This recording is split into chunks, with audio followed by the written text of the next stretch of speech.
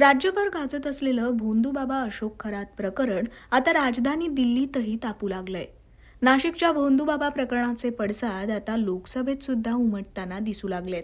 काँग्रेसच्या खासदार वर्षा गायकवाड यांनी खरात प्रकरणावरून भाजपसह महाराष्ट्र सरकारला धारेवर धरलं. वर्षा गायकवाड यांचं हे भाषण सध्या चांगलंच चर्चेत आलंय.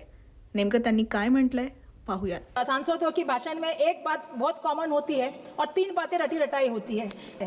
ये जब बड़े बड़े दावे हम सुनते हैं तो मुझे एक मराठी की मशहूर कहावत याद आती है, दिसतं तसं नसतं म्हणून जग फसतं. ज्या तऱ्हेनं हम देखते हैं कि जो दिखता है वो वैसा होता नहीं है, इसलिए दुनिया. वर्षा गायकवाड़ जी, एक मिनट. मैं आपके साथ जो बैठे हुए हैं उन माननीय अपने सभी सदस्यों से आग्रह करूंगा कि कृपया जो कैब के माध्यम से आप एक डिस्प्ले कर रहे हैं वो आप उतार दें. कृपया कृपया आप लेकर. नहीं, आप सबसे आग्रह कर रहा हूँ.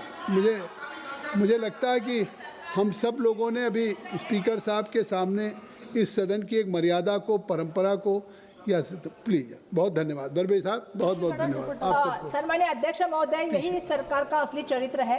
ये ट्रिलियन इकोनॉमी की बात करते हैं, बड़े पोस्टर लगाते हैं, लेकिन कागजों पे और जमीन पे अगर हकीकत आप देखेंगे तो आपको बहुत अलग दिखाई देगी.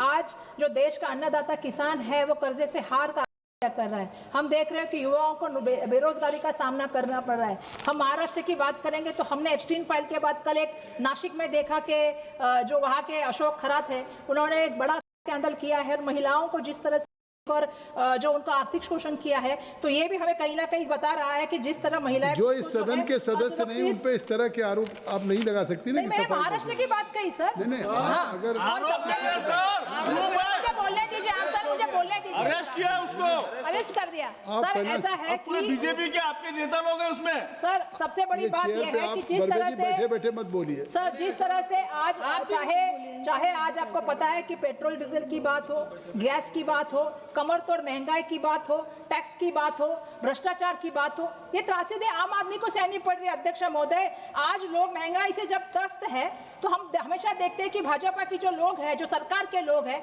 हमेशा भूतकाल की बात करते हैं, भविष्यकाल की बात करते हैं. भूतकाल की बात आती है तो पंडित जवाहरलाल नेहरू जी के पास लेके जाते हैं, और भविष्य की बात आती है तो 2037 की बात करते हैं. 2037 में का एक विकसित भारत का हमें झुंझुना दे के रखा है और कहते हैं कि 2037 में हम आपको 47 में कहते हैं कि जो है वो हम जो है आपको विकसित भारत देंगे. जब आज पेट में आग लगी है तो 47 में मैं पूछना चाहती हूँ, दावत दे के क्या फायदा है सन्माननीय अध्यक्ष महोदय. सबसे बड़ी बात है कि अपनी नाकामयाब को छुपाने के लिए अलग अलग हथियार का इस्तेमाल करते हैं. ED, CBI, income tax, media तो सब कुछ है. अभी एक नया एजेंडा तय हुआ है, बॉलीवुड के माध्यम से अपना एजेंडा चल रहा है. हम देख रहे हैं कि पहले तो स्क्रिप्ट जो राइटिंग होती थी वो फिल्मों की किसी और से होती थी, लेकिन आजकल जो स्क्रिप्ट डायरेक्टर होता है या राइटिंग होती है वो भाजपा के मुख्यालय से आती है. कि ये भी हमारे सामने सवाल हो गया है. चुनाव में हम देखते हैं कि जब भी चुनाव आता है तो हम देखते हैं कि असली मुद्दों से ध्यान भटकाने के लिए कई पिक्चरें आ जाती हैं.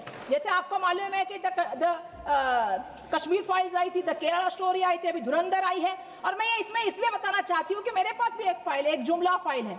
जो इस जुमला फाइल को लेके जब हम देखते जाते हैं तो हम देखते हैं कि प्रोपेगेंडा फाइल से घरों में, सिनेमा घरों में लोगों में नफरत फैलने का काम होता है. और जो हमारी जुमला फाइल है वो देश की सच्चाई, देश की तस्वीर जो है वो सामने लाने का काम करती है. जिस जुमला फाइल के माध्यम से हम पूछते हैं कि 2 करोड़ युवाओं को आप रोजगार देने वाली झूठी स्क्रिप्ट दिखा रहे थे. जो जुमला फाइल में 15 लाख रुपए का जो है वो फ्लॉप डायलॉग था. और आपने इस जुमला फाइल में जो कहा था कि हम आमदनी को जो है किसान की जो है वो दुगना करने का एक सस्पेंस दिया गया था. मैं आज पूछना चाहती हूँ कि आज किसी को वो चीज मिली है? और इस जुमला फाइल के डायरेक्टर कौन है? तो ये सरकार में बैठे हुए लोग हैं जो इसकी जुमला फाइल के और प्रोपेगेंडे के सबसे बड़े जिम्मेदार लोग हैं. इसके साथ मैं और एक चीज लाई हूँ, वो है मेरा पहला चैप्टर. अभी मैं इसमें बताना चाहती हूँ अध्यक्ष महोदय कि टैक्स टेररिज्म कैसे होता है. अध्यक्ष महोदय, मुझे इसमें इसलिए भी बोलना है क्योंकि इसका जो है असर मेरे महाराष्ट्र पे भी होता है. सरकार भले ही टैक्स ट्रांसपेरेंसी और ईज डूइंग ऑफ बिजनेस की ढिंडोरे पीटे, लेकिन मैं इस बात से बताना चाहती हूँ कि सरकार की नीति और उनकी आर्थिक नीतियों की पोल खोलने का काम मैं यहाँ से करना चाहती हूँ. सरकार महोदय जो है, मैं बताना चाहती हूँ महोदय, सरकार जो है आंकड़े बताती है कि देश के कुल बकाया direct tax demand 47.42 lakh crore रुपए है. लेकिन चौंकाने वाली बात यह है कि महोदय इसमें से 36.26 लाख करोड़ रुपए यानी 76% का से ज्यादा हिस्सा अधिकतर तौर पे जो है वसूल ना करने के योग्य मान लिया गया है। और जो इनके सबसे बड़े मास्टर स्ट्रोक की बात करते हैं जीएसटी की, 2022-23 के अब तक विभाग की जीएसटी की चोरी के जो मामले हैं वो 1,02,771 पकड़े गए हैं और इसमें जो है 6,86,000 करोड़ रुपए की जो है सबसे ज्यादा घोटाला हुआ है। सबसे बड़ा घोटाला फेक इनपुट टैक्स क्रेडिट और छुपके आने वाली सप्लाई में चल रहा है। मैं इसमें यह भी कहना चाहती हूँ कि लगभग आप देखेंगे कि 57,593 मामलों में से 7.73 लाख करोड़ रुपए का जो है ज्यादा जो है इसका चूना लगाने का काम हुआ है। एक तरफ ये सरकार कहती है हम फुल प्रूफ काम करते हैं, पारदर्शक सिस्टम लाने का काम करते हैं, एक तरफ ये सरकार रात दिन कहती है हम डिजिटल इंडिया की बात करते हैं और दूसरी तरफ सुरक्षा की जीरो गारंटी देते हैं। एक तरफ हम देखते हैं कि भारत की इनकम टैक्स की ई फिलिंग पोर्टल में एक भयंकर खामी पकड़ी गई और जिसमें हमारे लाखों करदाता के बेहद संवेदनशील निजी और वित्तीय डेटा वो खतरे में डाला गया।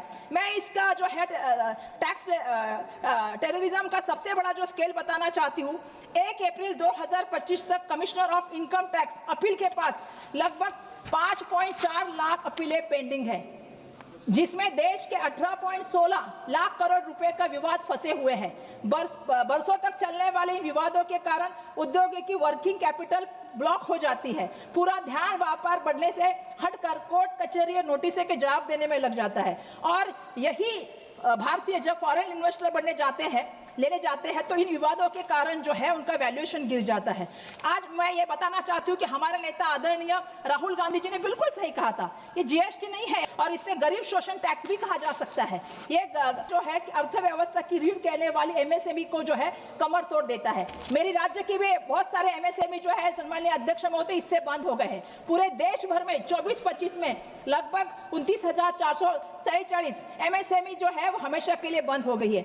मेरे महाराष्ट्र में 9,702, तमिलनाडु में 4,900, गुजरात में 3,534, राजस्थान में 3,274, कर्नाटक में 2,188 उद्योग तबाह हो गए हैं। इस टैक्स टेररिज्म का सबसे बड़ा क्रूर शिकार अगर कोई इस देश का है जो ग्रोथ इंजन है वो मेरा महाराष्ट्र हो रहा है, ये मुझे यहाँ से कहना है। केंद्र सरकार के लिए महाराष्ट्र सिर्फ एक एटीएम मशीन बन के रह रहा है, ये मुझे यहाँ से कहना होगा। आंकड़े गवाह है महोदय, 2020-21 से लेके 24-25 तक देश के टोटल रेवेन्यू में अकेले महाराष्ट्र का योगदान 36.1% किया है अध्यक्ष महोदय। लेकिन जब टैक्स डिवोल्यूशन की बात आती है, बंटवारे की बात आती है तो हमें मात्र 6.65% दिया जाता है। अब तो वो गिरा के हमको केवल अध्यक्ष महोदय 6.441 तक रह गया है। मतलब जब हमारा राज्य 100 रुपया कमाकर आपको दे रहा है तो आप हमको 7 रुपया भी नहीं दे सकते। क्या यही है आपका कॉर्पोरेट फेडरलिज्म?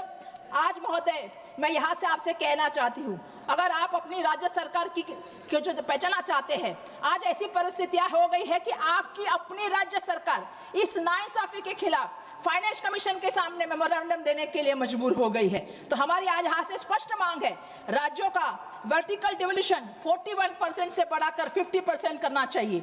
और मेरा यह कहना है, केंद्र सरकार जो शेष और सरपर चार्जेस के नाम पे बैकडोर वसूल करती है, उसको भी मुझे कहना है कि उसमें से 1 रुपया भी राज्यों को नहीं मिलता है। तो इसलिए मेरा पुरजोर मांग है कि केंद्र सरकार के सभी शेष, surcharges and non taxes revenue को तुरंत डिविजिबल पोल में जो है शामिल किया जाए और महाराष्ट्र का हक मार के आप विकसित भारत नहीं बना सकते। तो हमारी बात आपको सुननी होगी, हमें हमारा हक वापस मिलना चाहिए, हमें हमारा पैसा वापस मिलना चाहिए, ये मैं यहाँ से कहना चाहती हूँ।